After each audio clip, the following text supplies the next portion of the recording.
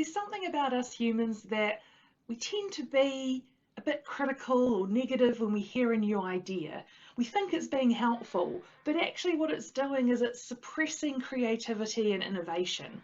And you'll know what I mean if you've been in a brainstorming session and you've heard phrases, maybe you've even said them yourself, things like, that won't work because, or well, it works in theory, but in my personal favourite, we've tried it before and it won't work because.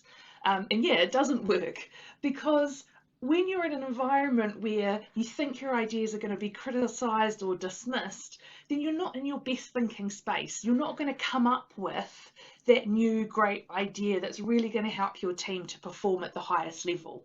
So instead, what I want to do is offer you two phrases that you can use instead. And the first one, really simple, tell me more.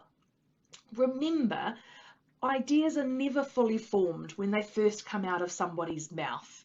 That's just the beginnings of that. So by asking them to tell you more, you can explore with them, where did the idea come from? How have they made those kind of connections? How might they envisage that it's going to work?